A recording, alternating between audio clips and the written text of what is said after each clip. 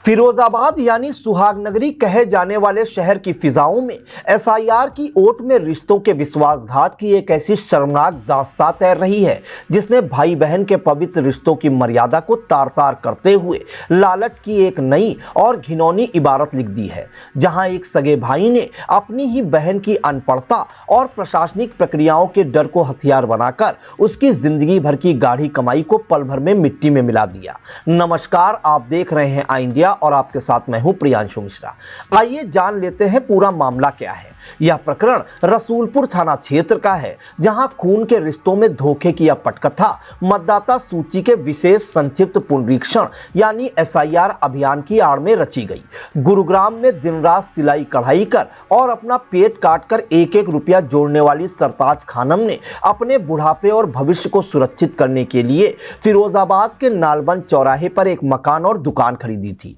लेकिन उन्हें सपने में भी गुमान नहीं था कि उनकी यह संपत्ति उनकी सुरक्षा का जरिया बनने के बजाय उनके सगे भाई आजाद की नियत में खोट का कारण बन जाएगी। इस साजिश की शुरुआत तब हुई जब आरोपी भाई आजाद गुरुग्राम पहुंचा और उसने अपनी अनपढ़ बहन सरताज को एसआईआर प्रक्रिया का ऐसा खौफ दिखाया कि वह सहम गई। उसने बहन के मन में यह जहर भरा कि सरकार एसआईआर फॉर्म भरने वालों की सख्ती से जांच कर रही है और अगर उन्होंने तत्काल फॉर्म नहीं भरा तो उन्हें न केवल मताधिकार से वंचित किया जाएगा बल्कि देश से निकाल कर बाहर भी भेजा जा सकता है। नागरिकता छीनने और देश से निकाले जाने के इस काल्पनिक भय ने सरताज को मानसिक रूप से इतना कमजोर कर दिया कि वह अपने भाई को अपना रक्षक मान बैठी और उसके साथ फौरन फिरोजाबाद चली आई। साजिशकर्ता भाई अपनी योजना के मुताबिक उन्हें सीधे तहसील ले गया, जहां कागजी कार्रवाई और कागज अपडेट कराने के नाम पर प्रशासनिक औपचारिकताओं का नाटक रचा गया। तहसील के भीड़भाड़ वाले माहौल में डरी सहमी सरताज को यह भनक तक नहीं लगने दी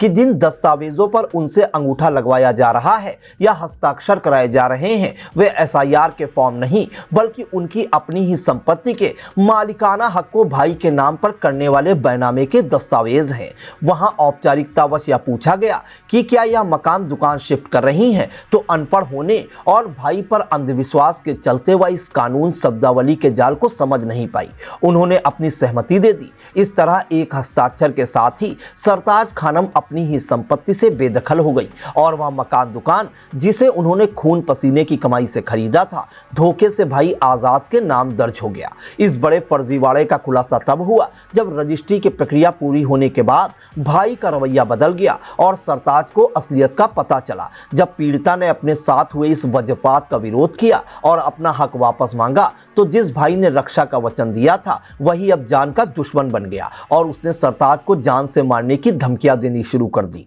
अपनों के हाथों लुटी और सिस्टम के डर का शिकार बनी सरताज खानम ने अब न्याय के लिए वरिष्ठ एसएसपी फिरोजाबाद की चौखट पर दस्तक दी है और एक विस्तृत शिकायती पत्र देकर दोषी भाई के खिलाफ कठोर कार्रवाई की मांग की है। साथ ही उन्होंने इस छल कपट से कराई गई रजिस्ट्री को निरस्त कराने के लिए न्यायालय में भी वाद दायर किया है। सरताज का दर्द यह है कि एसआईआर जैसे सरकारी अभियान जो लोकतंत्र को मजबूत करने के लिए हैं, उसका इस्तेमाल एक भाई ने अपनी ही बहन को कंगाल करने के लिए किया। पुलिस ने मामले की गंभीरता को देखते हुए जांच शुरू कर दी है, लेकिन यह घटना समाज के लिए एक चेतावनी है कि कैसे संपत्ति की हवस इंसान को अंधा बना देती है और कैसे जागरूकता का अभाव किसी की जिंदगी भर की कमाई को खतरे में डाल सकता है। अब देखना यह है कि कानून के दरवाजे से इस बेबस बहन को कब तक न्याय मिल पाता है और क्या धोखेबाज भाई को उसके किए की सजा मिलती है।